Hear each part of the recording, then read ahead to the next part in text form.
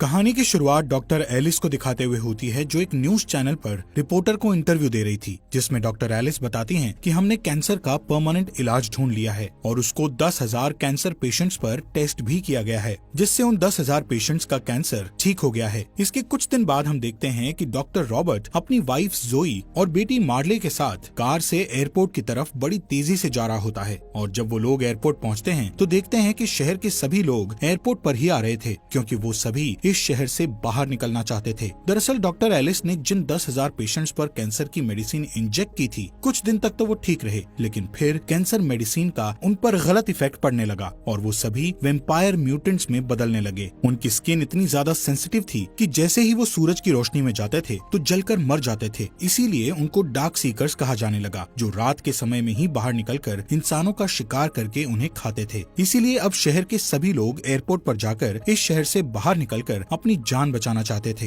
लेकिन एयरपोर्ट पर सिक्योरिटी वाले सभी लोगों की चेकिंग कर रहे थे और सिर्फ उसे ही शहर से बाहर जाने दिया जा रहा था जो इन्फेक्टेड नहीं था। जब रॉबर्ट और उसकी फैमिली को चेक किया जाता है तो मिलिट्री वाले देखते हैं कि वो इन्फेक्टेड नहीं है, इसलिए उन्हें वहाँ से आगे जाने दिया जाता है। आगे जाकर मिलिट्री वाले डॉक्टर रॉबर्ट को कहते हैं कि आपको जाने नहीं दिया जाएगा, क्योंकि आपको इस बीमारी का इलाज ढूंढना है। इसलिए जोई और मार्ले को एक हेलीकॉप्टर में बिठा दिया जाता है, लेकिन जब उनका हेलीकॉप्टर टेक ऑफ करता है तभी दूसरी तरफ एक हेलीकॉप्टर पर कुछ डार्क सीकर्स अटैक कर देते हैं, जिस कारण वो हेलीकॉप्टर डिसबैलेंस होकर जोई और मार्ले वाले हेलीकॉप्टर से जाकर क्रैश हो जाता है और वो मारी जाती हैं। ये देखकर रॉबर्ट को एक बहुत बड़ा झटका लगता है, वो बहुत ही ज्यादा दुखी हो जाता है। यहाँ से कहानी 3 साल आगे चली जाती है, जहाँ पर हम देखते हैं कि इस वायरस से पूरी दुनिया में जितने भी लोग थे वो सभी डार्क सीकर्स बन चुके हैं। सिर्फ 1% लोग ही इंसान बचे हैं जो इनसे छिपकर अपनी जिंदगी काट रहे हैं। पूरी दुनिया नर्क से भी बदतर वीरान बन चुकी है। तभी हम डॉक्टर रॉबर्ट को देखते हैं, जो अब तक बचा हुआ था। इस वक्त रॉबर्ट अपनी भूख मिटाने के लिए अपने कुत्ते सैम के साथ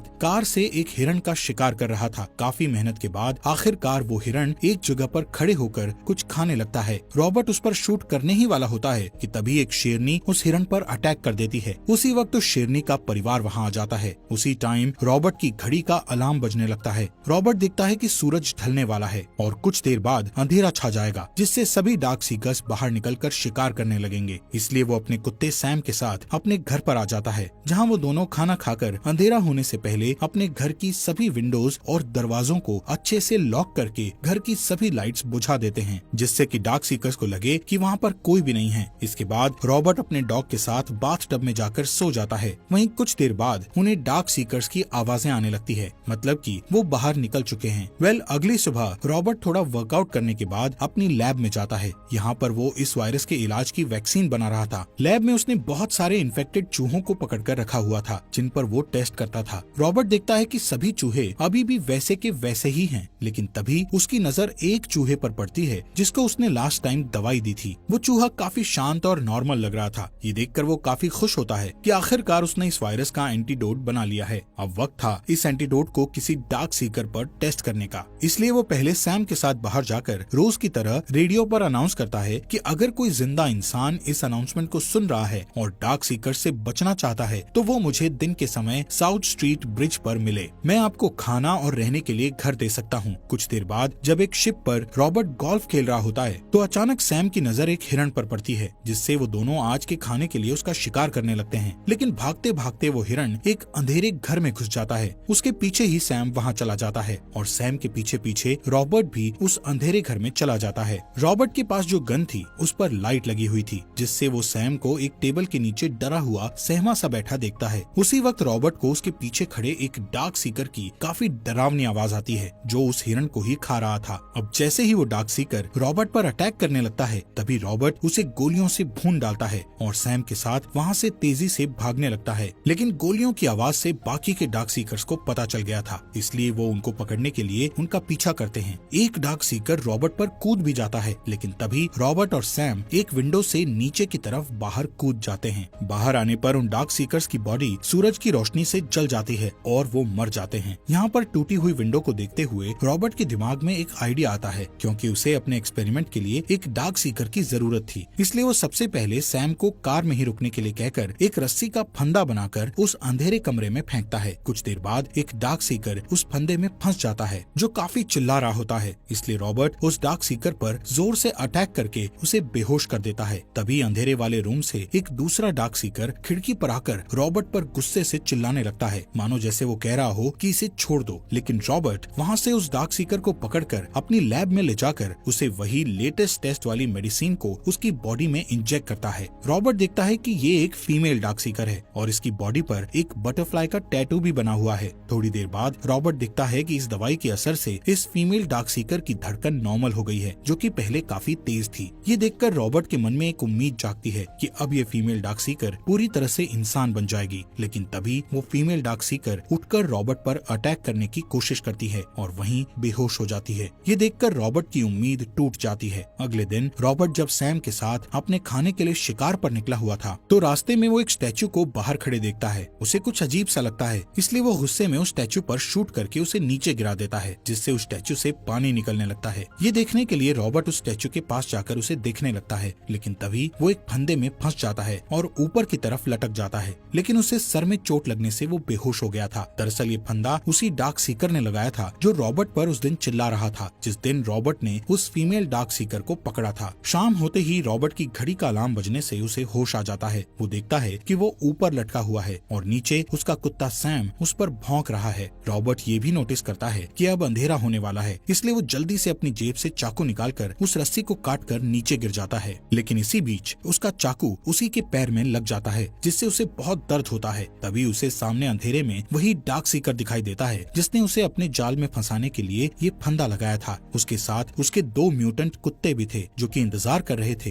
कि कब पूरी तरह से अंधेरा हो। ये देखकर रॉबर्ट घबराकर अपनी कार की तरफ जाने लगता है। कुछ ही देर में जब पूरी तरह से सूरज ढल जाता है तो वो डार्क सीकर अपने कुत्तों को उन पर छोड़ देता है, जिससे वो कुत्ते रॉबर्ट और सैम पर अटैक कर देते हैं। पर रॉबर्ट बड़ी फुर्ती से उन दोनों कुत्तों को शूट करके मार गिराता है। लेकिन इसी दौरान वो देखता है कि एक कुत्ते ने सैम को काट लिया है। रॉबर्ट जल्दी से सैम को अपनी कार से घर ले जाकर उसे मेडिसिन इंजेक्ट करता है, लेकिन अब काफी देर हो चुकी थी। सैम की बॉडी में पूरी तरह से वो वायरस फैल गया था और वो अब एक म्यूटेंट बन चुका था। सैम रॉबर्ट पर अटैक करने लगता है, लेकिन अब मजबूरन रॉबर्ट को अपने प्यारे कुत्ते को बहुत ही भरे दिल से उसका गला घोंटकर मारना पड़ता है। अब रॉबर्ट बहुत दुखी हो गया था क्योंकि इस शहर में रॉबर्ट के सिवाय उसका कोई भी साथी नहीं था। वो बिल्कुल ही अकेला हो गया था और सैम को उसने बचपन से पाला था। रॉबर्ट अब पूरी तरह से अकेला हो गया था। रात को रॉबर्ट अपनी कार उठाकर अपने प्यारे डॉग की मौत का बदला लेने के लिए निकल पड़ता है। जो भी डार्क सीकर उसकी कार के आगे आ रहा था वो उन सबको गुस्से में उड़ा रहा था, लेकिन तभी उसकी कार का एक्सीडेंट हो जाने से वो बुरी तरह से जख्मी हो जाता है और कार में फंस जाता है। तभी जिस डार्क सीकर ने उन पर कुत्ते छोड़े थे वो वहाँ पर आकर रॉबर्ट को मारने ही वाला होता है कि अचानक एक तेज रोशनी वहाँ पड़ती है, जिससे सभी डार्क सीकर वहाँ से भाग जाते हैं और रॉबर्ट बच जाता है। रॉबर्ट के पास एक लड़की आकर पूछती है कि आप कहाँ रहते हैं। रॉबर्ट बड़ी मुश्किल से अपने घर का एड्रेस बताता है। सुबह जब रॉबर्ट की आंख खुलती है तो उसे अपने घर के किचन में कुछ आवाज सुनाई देती है। वहाँ पर जाने पर वो एक लड़की और उसके बच्चे को देखता है जो उसे बताती है कि हमने रेडियो पर आपकी अनाउंसमेंट सुनी थी, इसलिए कल हम पूरा दिन आपका ब्रिज पर इंतजार करते रहे और आप आए ही नहीं। लेकिन रात को आप हमें डार्क सीकर्स के बीच फंसे हुए मिले और आपके एड्रेस बताने के मुताबिक हम आपको आपके घर पर ले आए। वो लेडी बताती है कि मैं एना हूँ और हम सिर्फ 2 ही बचे हैं। हमारे बाकी साथियों को डार्क सीकर्स मारकर खा गए। वो बताती है कि हम वॉरमोट जाने वाले थे जहाँ पर बचे हुए बहुत से लोग हैं। ये सुनकर रॉबर्ट कहता है कि ऐसी कोई जगह नहीं है, लेकिन वो लड़की बोलती है कि पहाड़ों में ऐसी एक जगह है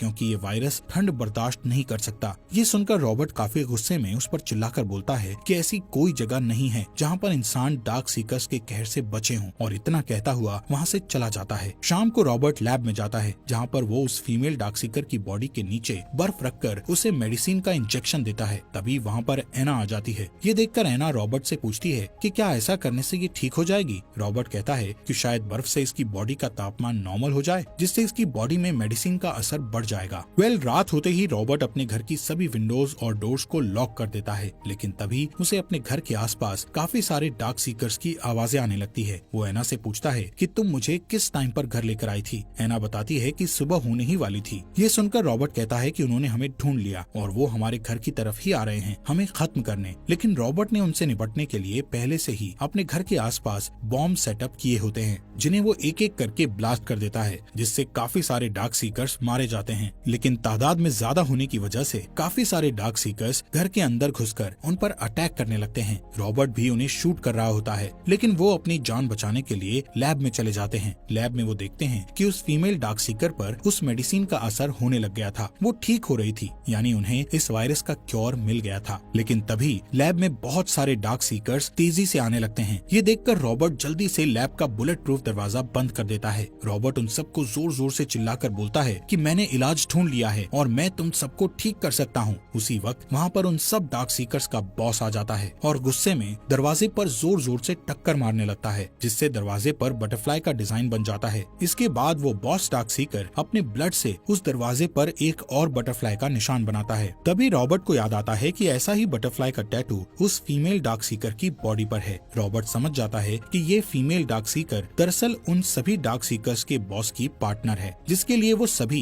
यहाँ पर उसे लेने आए हैं। इसलिए अब रॉबर्ट उस फीमेल डार्क सीकर को लेकर बाहर बॉस डार्क सीकर के पास चला जाता है, जिससे बाकी के सभी डार्क सीकर्स उस पर अटैक करने की कोशिश करते हैं, लेकिन उनका बॉस चिल्लाकर उन्हें रोक देता है। इसके बाद रॉबर्ट एक सिरिंज निकालकर उस फीमेल डार्क सीकर का थोड़ा सा ब्लड निकाल लेता है। तभी उस फीमेल डार्क सीकर को होश आ जाता है और वो अपने पार्टनर को देखकर उसके गले लग जाती है। इसके बाद उनका बॉस अपनी पार्टनर को लेकर उन सभी डार्क सीकर्स को वहाँ से ले जाता है। अगली सुबह रॉबर्ट एना और उसके बेटे के साथ वॉरमॉट की तरफ निकल पड़ता है। एना रेडियो में अनाउंस करती है कि अगर कोई अभी भी जिंदा बचा हुआ है तो हमें वॉरमॉट मिले, क्योंकि हमने इस वायरस का इलाज ढूंढ लिया है। और इसी के साथ ये अमेजिंग मूवी यहीं पर खत्म हो जाती है। दोस्तों, आपके अपने फॉक्स एक्सप्लेनर हिंदी चैनल को सब्सक्राइब करना मत भूलना।